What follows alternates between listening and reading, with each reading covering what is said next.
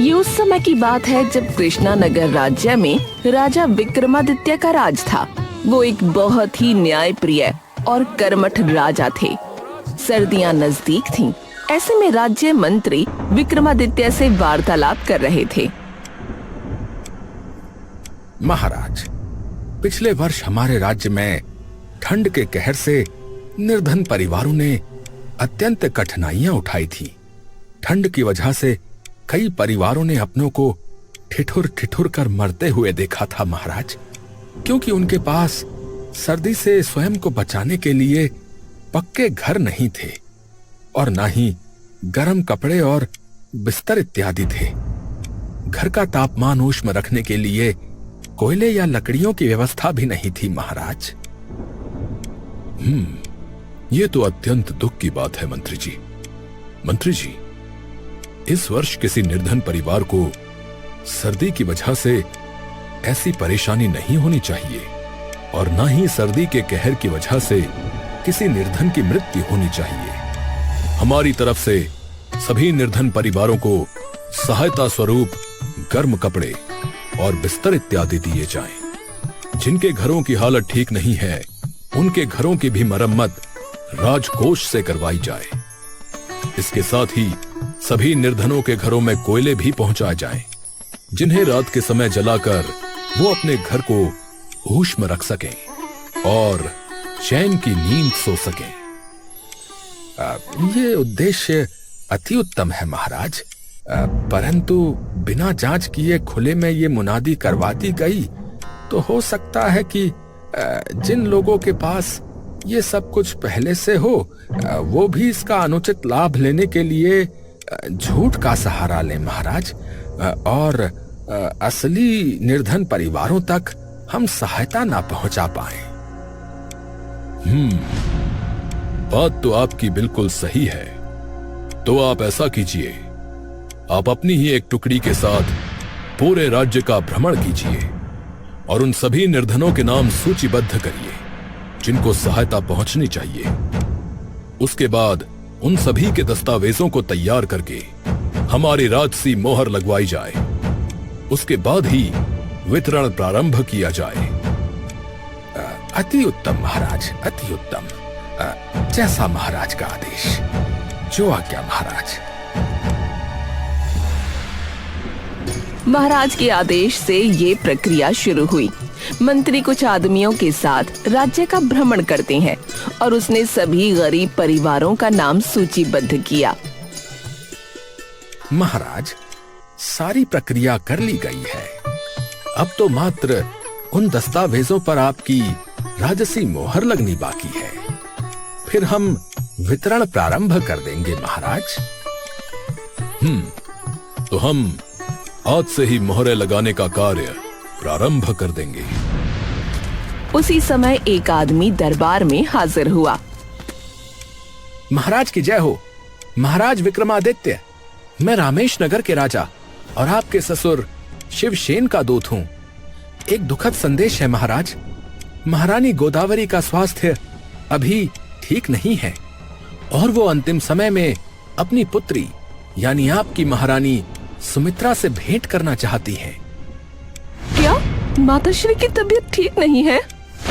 ये सुनकर महारानी की आंखों से आंसू बह निकले। महारानी, ये अश्रु बहाने का समय नहीं है। हमें अभी रामेश नगर के लिए प्रस्थान करना होगा। महाराज, आपकी अनुपस्थिति में राज्य कौन संभालेगा? हमारी अनुपस्थिति में राजकुमार प्रथमेश ही राज्य को संभालेंगे। ये सुनकर सभी दरबारी एक दूसरे का मुंह देखने लगे। हाँ पिताश्री, आप निसंकोच जाइए।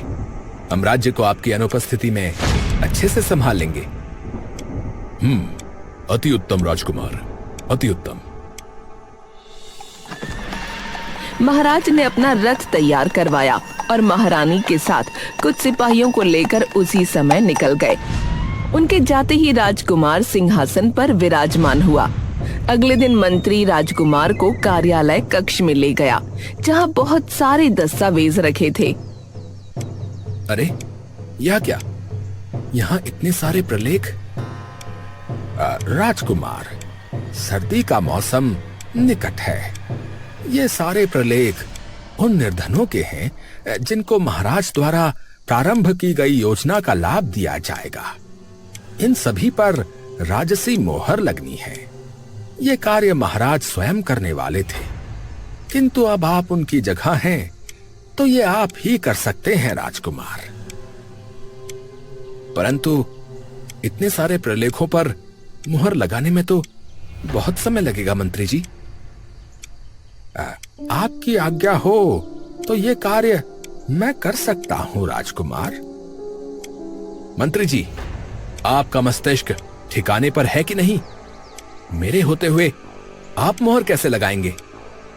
क्षमा करें राजकुमार, क्षमा करें। तो ठीक है, आज संध्या में हमारे मित्र हमसे मिलने आने वाले हैं, तो उनके स्वागत के लिए बढ़िया प्रबंध किया जाए। ये मोहर लगाने का कार्य हम समय मिलने पर कर देंगे। शाम होने पर राजकुमार का एक मित्र दरबार में आया। अरे मित्र सूरसेन, कैसे हैं आप? एकदम अच्छा हूं मित्र। प्रसन्नता हुई कि तुम अब सिंहासन पर विराजमान हो। राजकुमार अपने मित्र से मिलकर बहुत खुश हुआ। दोनों ने आपस में खूब बातें की और मदिरा पान भी किया। सुबह होने पर मंत्री कार्यालय कक्ष में पहुंचा तो उसने पाया कि राजकुमार ने सिर्फ 15 दस्तावेजों पर ही मोहर लगाई थी। मंत्री को चिंता हुई और वो राजकुमार के कक्ष में पहुंचा। राजकुमार, ये तो मात्र 15 प्रलेखों पर ही मुहर लगी है राजकुमार। अभी तो ये 10% भी नहीं हुए। आपको दोपहर होने तक इन सब पर मुहर लगा देनी चाहिए थी। मंत्री जी, आप हमें इस तरह से आदेश नहीं दे सकते। अभी जितना कार्य हमने किया है, उन प्रलेखों का कार्य प्रारंभ करो। बाकी कार्य हम अपने मित्र के जाने के बाद पूरा करेंगे। मंत्री ने राजकुमार के आदेश का पालन किया। अगले दिन राजकुमार का एक और मित्र वहां आया और अब राजकुमार पहले से भी ज्यादा लापरवाह हो गया। मित्रों के साथ मदिरा पान करने और शतरंज खेलने में समय गुजारने लगा। राज्य का कोई भी कार्य ठीक से नहीं होता। इसी तरह 1 माह निकल गया। अब महाराज भी महारानी के साथ वापस महल आ चुके थे। महाराज फिर से सिंहासन पर विराजमान हुए और एक आदमी दरबार में हाजिर हुआ। दुहाई हो महाराज, दुहाई हो। क्या हुआ महाशय? आप इतने परेशान क्यों हैं? महाराज मैं सत्यनगर से आया हूँ महाराज। हमारे नगर में महाराज लूटपाट जैसी घटनाएं नित्य हो रही हैं महाराज, नित्य हो रही हैं। एक गिरोह नगर में घूम रहा है महाराज। वो लोग हवा में कोई ऐसा पदार्थ छोड़ते हैं जिससे सामने वाले व्यक्ति मूर्छित हो जाते हैं महाराज, और फिर लूट जैसी घटना हो जाती है महाराज। ये तो अत्यंत गंभीर समस्या है। ऐसे में हमें कोई बड़ा कदम उठाना पड़ेगा। महाराज ने राजकुमार से कहा। राजकुमार, हमें लगता है कि इस गिरोह को पकड़ने का कार्य आपको देना सही होगा। जी पिताश्री, हमें बताएं कि हमें क्या करना है। हमें इस समस्या से निपटने के लिए एक योजना बनानी होगी। उसके बाद हम तय करेंगे कि आपको कैसे कार्य करना है। महाराज ने मंत्री से 2 दिनों तक अकेले में चर्चा की और फिर राजकुमार को बुलाया। राजकुमार, हमने योजना बना ली है। अगर गिरोह को यह पता चल गया कि आप उनका निरीक्षण करने के लिए नगर में उपस्थित हैं, तो वो सतर्क हो जाएंगे। इसीलिए हम चाहते हैं कि आप एक आम व्यक्ति बनकर इस गुत्थी को सुलझाएं। पिताश्री, लेकिन वो कैसे होगा? मंत्री जी। महाराज के इशारे पर मंत्री ने सामने रखे एक चित्र से कपड़ा हटाया। अरे पिताश्री, ये तो हमारा चित्र है। ये आपने कब बनवाया? ये चित्र आपका नहीं है राजकुमार। ये चित्र रामू नाम के एक श्रमिक का है, जो अपने परिवार के साथ सत्यनगर में एक छोटे से घर में रहता है। रामू? कौन रामू? और आप मुझे इसके बारे में क्यों बता रहे हैं? वो इसलिए क्योंकि तुम्हारा रंग रूप हूबहू इससे मिलता है। यही हमारी योजना का एक पात्र है। आप कल सुबह मंत्री जी के साथ सत्यनगर के लिए निकल जाएंगे। फिर हम इस व्यक्ति को अपने गुप्तचरों से उठवा लेंगे। उसके बाद आप इस व्यक्ति की जगह इसके घर में जाकर इसके परिवार के साथ रहेंगे। इस तरह आप सत्यनगर में रहकर यह पता लगाएंगे कि वो लूटपाट करने वाला गिरोह कौन है और वो ऐसा कार्य क्यों कर रहा है। जो आज्ञा पिताश्री। राजकुमार को एक रथ में बैठाया गया और 2 दिनों की यात्रा के बाद वो सत्यनगर पहुंचा।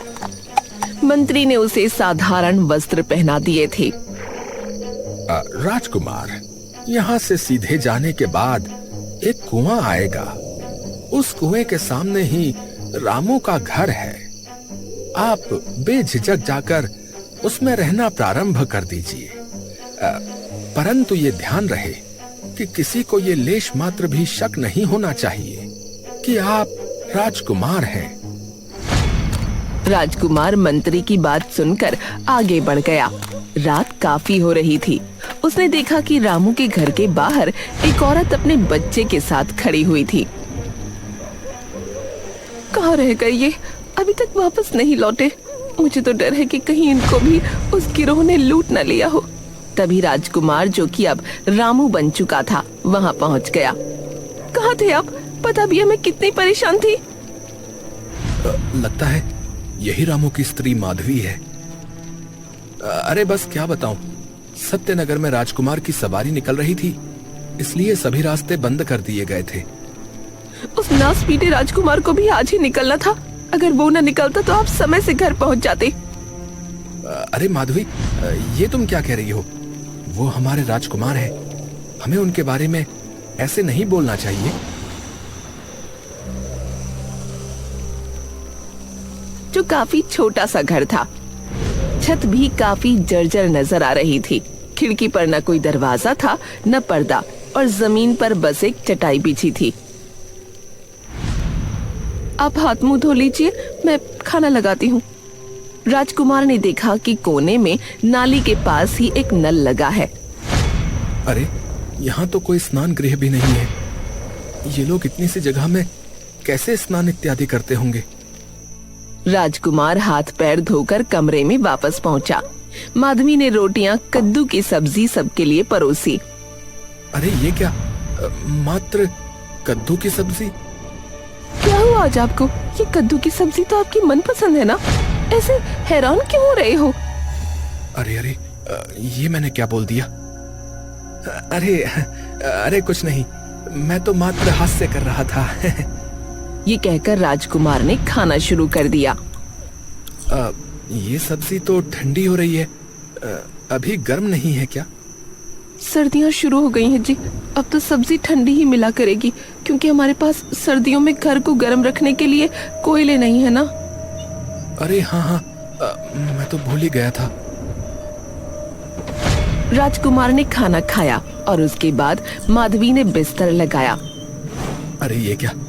इतनी ठंडी धरती पर इस चटाई से तो लेश मात्र भी फर्क नहीं पड़ रहा है। एक मोटी कालीन होती तो इतनी ठंड नहीं लगती। जी, कालीन तो हमारे पास हर सर्दियों में नहीं होती। इस बार आपको कालीन का ख्याल कहाँ से आ गया? चलिए, ओढ़ने के लिए रजाई निकाल लेते हैं, नहीं तो आज हमारे शरीर की बर्फ जम जाएगी। हाँ हाँ, चलो चलो, रजाई निकाल लेते हैं। राजकुमार माधवी के साथ एक छोटे कमरे में गया तो वहाँ रखे संदूक के कोने पर जंग लगा हुआ था। ये संदूक के कोने पर जंग कैसे लगा है? अरे, आपको तो पता ही है ना, बरसात में कितनी छत टपक रही थी हमारी। तेज बारिश में बरसात का पानी सीधा इस कोने पर ही गिरता था। इसी वजह से संदूक का ये कोना गल गया। ये सुनकर राजकुमार चुप हो गया। उसने संदूक खोलकर रजाई निकाली तो रजाई का कोना भीगा हुआ था। अरे अरे, ये तो हमारी रजाई भी खराब हो गई। क्या ये रजाई अब प्रयोग में नहीं आ पाएगी? पता नहीं जी, अब तो इसको धूप में सुखाने के बाद ही पता चलेगा। अगर रजाई सूख गई तो काम में आ जाएगी, लेकिन अगर कोना ही गल गया होगा तो हमें परेशानी हो जाएगी। राजकुमार उसकी ये बात सुनकर परेशान हो गया। चलिए आज तो चादर ओढ़कर ही काम चलाना पड़ेगा। राजकुमार माधवी के साथ कमरे में पहुंचा। वो चटाई पर लेटा था और दूसरी तरफ माधवी थी। बीच में उसका बेटा चिंकू सो रहा था। अरे माधवी, इस चादर से तो कुछ भी फर्क नहीं पड़ रहा है। ऊपर से खिड़की से भी हवा अंदर आ रही है और नीचे धरती भी इस पतली सी चटाई की वजह से बर्फ जैसी महसूस हो रही है। हम ऐसे में कैसे सो पाएंगे? अरे आप तो हर बार मुझे हिम्मत देते हैं सर्दी से लड़ने की, इस बार आप कैसे हिम्मत हार रहे हैं? अरे इसको अब कैसे बताऊं कि इसके बराबर में राजकुमार लेटा है, रामू नहीं। मुझे तो लगता है कि मैं सुबह तक जीवित भी नहीं बचूंगा, इतनी सर्दी है। माधवी और चिंकू तो सो चुके थे, लेकिन राजकुमार को नींद नहीं आ रही थी। वो चिंकू से लिपट गया था, लेकिन अभी भी ठंड में बुरी तरह से ठिठुर रहा था। उस गिरोह का पता लगाने का कार्य कल से प्रारंभ करना है, लेकिन इतनी ठंड में तो मुझे निद्रा भी नहीं आ रही है। जैसे तैसे रात गुजर गई। सुबह होने पर माधवी राजकुमार से बोली, ए जी सुनते हो? राजकुमार हड़बड़ाहट में नींद से जागा। हाँ, बोलो, क्या हुआ?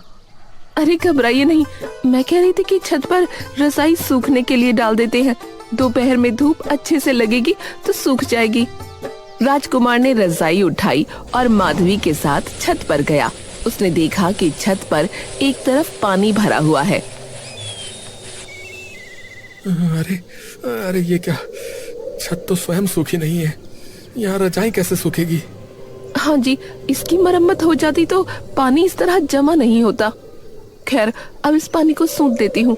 माधवी ने झाड़ू उठाई और फिर पानी को सूतने लगी। उसके बाद उन्होंने रजाई सूखने के लिए छत पर फैला दी। चलिए मैं नाश्ता बना लेती हूँ, आप इतने नहा लीजिए। हाँ, मैं इतने में स्नान कर लेता हूँ। राजकुमार नहाना चाहता था। आंगन में एक नल, एक बाल्टी और डब्बा था। राजकुमार ने पानी को हाथ पर डालकर महसूस किया। अरे इतना ठंडा पानी, इसी से स्नान करना पड़ेगा क्या? राजकुमार ने अपने बदन पर पानी डाला तो उसकी घिघी बन गई। वो नहाकर जैसे तैसे कमरे में पहुंचा और चूल्हे के सामने बैठ गया। अरे क्या हुआ आपको? अरे माधवी, पानी तो बर्फ से भी ठंडा निकल रहा था। हाँ तो क्या हुआ, हम तो रोजाना ठंडे पानी में ही नहाते हैं। आप कोई राजकुमार थोड़े ही हो जो आपको गर्म पानी वाला स्नान गृह मिलेगा। ये सुनकर राजकुमार भी हंसने लगा।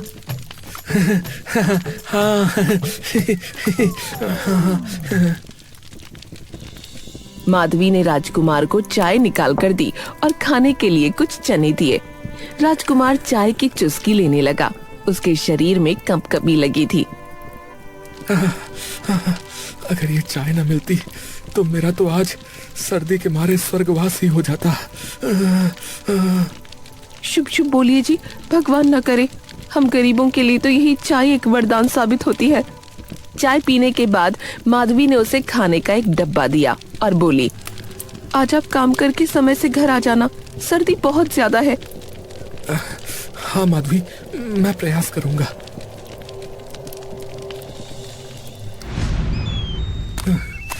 मंत्री जी ने कहा था कि मुझे यहाँ एक व्यक्ति मिलेगा जो मुझे आगे की योजना के बारे में बताएगा।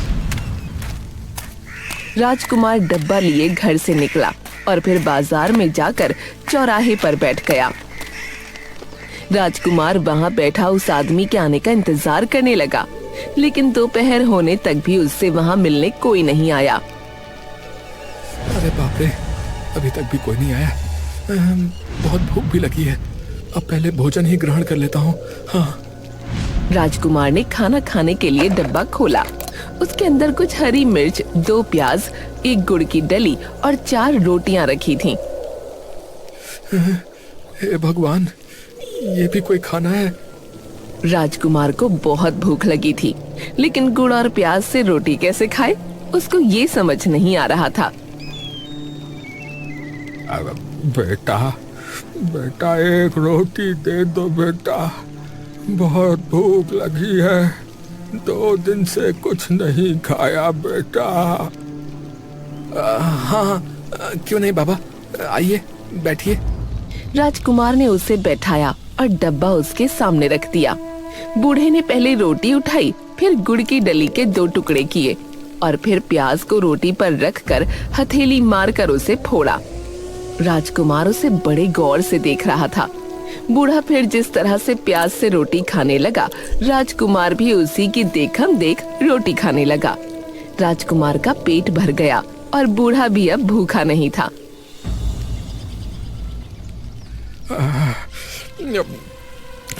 भगवान तुम्हारा खूब भला करे बेटा, खूब पूतो फलो, खूब सुखी रहो बेटा। राजकुमार रात होने पर घर पहुंचा और उसने 5 मोहरें माधवी को दी। ये लो माधवी, आज की कमाई। अरे वाह, आज तो आपको बड़े अच्छे पैसे मिल गए जी। अरे नहीं, कहीं मैंने अधिक मोहरें तो नहीं दे दी। चलिए रजाई उतार लाती हैं, वरना ओस से पूरी तरह भीग जाएगी। सभी ने एक साथ खाना खाया और फिर सोने के लिए बिस्तर पर आ गए, लेकिन रजाई ओढ़ने के बाद भी उसे सर्दी लग रही थी। अरे माधवी, रजाई से तो अभी भी हवा भीतर आ रही है। हाँ जी, रजाई काफी पुरानी हो गई है, इसलिए रुई कहीं कहीं से टूट रही है। अब तो इन सबको झेलते हुए ही रात गुजारनी पड़ेगी। ये लोग कितने हिम्मत वाले हैं, मात्र 2 दिनों में मेरा क्या हाल हो गया। और ये लोग हर साल ऐसे ही जीवन व्यतीत करते हैं। माधवी, मुझे लगता है कि हमें महाराज से सहायता मांगनी चाहिए। हम उनकी प्रजा हैं, उनको सर्दी के कहर से हमें बचाने के लिए कुछ तो करना ही चाहिए। अरे आप भूल गए क्या, राजा का मंत्री आया तो था, पूरे इलाके के गरीबों के नाम और पते लिख कर ले गया था। कह रहा था सर्दी आने से पहले ही सभी के घरों की मरम्मत होगी, नई रजाई और गर्म कपड़े मुहैया कराए जाएंगे और सभी घरों में गर्मी का तापमान सही रहे उसके लिए लकड़ियां और कोयले भी पहुंचाए जाएंगे। क्या मंत्री जी आए थे और ये सब बोलकर गए? हाँ, यही सब वादे थे उनके, लेकिन अभी तक उनका कोई अता पता नहीं है। अगर उनके वादे पूरे हो जाते तो खिड़की पर खटका होता, हमारी छत भी ठीक हो जाती, जिससे हमारा संदूक और रजाई भी खराब ना होती। नहाने के बाद हमारे पास कोयले होते जिससे हम शरीर को ताप सकते और सर्दी के कहर से हम सब अपना बचाव आसानी से कर पाते। लेकिन वो मुआ मंत्री बस हम सबके बारे में पूछताछ करके चला गया। राजकुमार अब गहरी सोच में डूब गया। उस बूढ़े की शक्ल भी बार बार उसकी आंखों में घूम रही थी। अगली सुबह वो चौराहे पर न जाकर सीधा राजमहल पहुंच गया। अरे राजकुमार, आप अचानक यहाँ कैसे? क्या उस लुटेरे गिरोह का कुछ पता चला? पिताश्री प्रणाम। जो लुटेरे लोगों को इस समय लूट रहे हैं ना, अभी उनको पकड़ने से अधिक आवश्यक है कि राज्य में जो निर्धन लोग सर्दी का कहर झेल रहे हैं उनकी सहायता की जाए। हाँ, कैसी सहायता राजकुमार? मैं मात्र 2 दिन भी रामू बनकर ठीक से नहीं रह पाया पिताश्री। हमारी निर्धन प्रजा कितनी कठिनाई से जी रही है। उनके घरों को ठीक कराने की आवश्यकता है और उनके पास खाने को मात्र रोटी और प्याज भर है। गर्म कपड़े उनके पास नहीं है पिताश्री, सोने को गर्म बिस्तर, रजाई इत्यादि नहीं है और आग सेकने को कोयले तक नहीं है। वहां ठंडे पानी से स्नान करना पड़ता है। मैं तो अचंभित हूं कि भला कोई निर्धन इतना कुछ कैसे झेल लेता है, जबकि मुझसे वहां 2 दिन तक नहीं बिताए गए पिताश्री, 2 दिन नहीं बिताए गए। ये सुनकर महाराज ने मंत्री की तरफ देखा। अब क्षमा कीजिए राजकुमार, परंतु जो परेशानी आज हमारे राज्य में प्रजा को हो रही है उसके दोषी आप हैं राजकुमार। हमने जो प्रलेख आपको दिए थे, अगर आप उन पर मोहर लगा देते तो उन सभी निर्धनों को गरम कपड़े, रजाई, कोयले इत्यादि पहुंचा दिए जाते। उनके घरों की मरम्मत हो जाती और वो इस सर्दी में भी आराम से अपने घरों में सो पाते। ये सुनकर राजकुमार ने नजरें झुका लीं। मंत्री जी, अब हमें अपने आप से घृणा हो रही है। हमारी लापरवाही की वजह से प्रजा ठंड का कहर झेल रही है। तो अब क्या आदेश है राजकुमार? मैं उन सभी प्रलेखों पर मोहर लगाने का कार्य आज ही प्रारंभ करता हूं। आप शीघ्र अतिशीघ्र योजना का लाभ प्रजा तक पहुंचाना प्रारंभ करें। ये कहकर राजकुमार कार्यालय कक्ष में गया और सभी दस्तावेजों पर मोहर लगाने लगा। सुबह से मोहर लगाते लगाते दोपहर हो गई, लेकिन वो रुकने को तैयार नहीं था। राजकुमार, कृपया भोजन ग्रहण कर लीजिए। ये कार्य तो बाद में भी हो जाएगा। नहीं पिताश्री, हम अभी भोजन नहीं कर सकते। हमारी प्रजा प्याज से रोटी खा खा कर जीवन व्यतीत कर रही है, तो क्या हम उनके लिए एक दिन भूखे नहीं रह सकते? शाम होने तक राजकुमार ने सभी दस्तावेजों पर मोहर लगा दी और फिर से 5 मोहरें लेकर रामू माधवी के पास पहुंचा। कुछ दिनों में गरीब प्रजा के घरों की मरम्मत शुरू हो गई। उनको रजाई और गर्म कपड़े भी पहुंचा दिए गए। इसके साथ ही हर घर में कोयले की बोरियां भी पहुंचाई गईं। माधवी भी अब बहुत खुश थी। माधवी, अब तो तुम प्रसन्न हो ना? देखो, महाराज ने हमारे लिए कितना कुछ कर दिया है। हाँ राजकुमार, अब तो लगता है कि सर्दियां आराम से निकल जाएंगी। ये सुनकर राजकुमार हैरान रह गया। उसी समय महाराज, मंत्री और एक आदमी वहां आ पहुंचे। माधवी, तुमने मुझे राजकुमार कहा? तुमने मुझे कैसे पहचाना? और पिताश्री, आप अचानक यहाँ कैसे पहुंचे? राजकुमार, सत्य यह है कि असल में राजू नाम का कोई श्रमिक है ही नहीं और माधवी इस किशन नाम के किसान की पत्नी है। उसने हमारे कहने पर ही आपको अपना पति समझने का नाटक किया था। आपने हमारी अनुपस्थिति में जिस तरह से लापरवाही करके प्रलेखों पर मोहर नहीं लगाई थी, उससे हमारी प्रजा को क्या क्या मुसीबतें झेलनी पड़ रही हैं, इसका आभास आपको कराना आवश्यक था। हमें प्रसन्नता है इस बात की कि आपने अपनी भूल मानी और अपने कर्तव्य को निभाया। ये सुनकर राजकुमार ने महाराज के आगे हाथ जोड़ लिए। क्षमा करें पिताश्री, क्षमा करें। अब हम कभी अपने कर्तव्य को लेकर लापरवाही नहीं करेंगे। अब राजकुमार का दिल पुरसुकून था। राजकुमार आज भी खाना खाते समय जब प्याज की तरफ देखता है तो उसे याद आ जाता है कि कड़कती सर्दी में कभी इसी प्याज ने उसकी भूख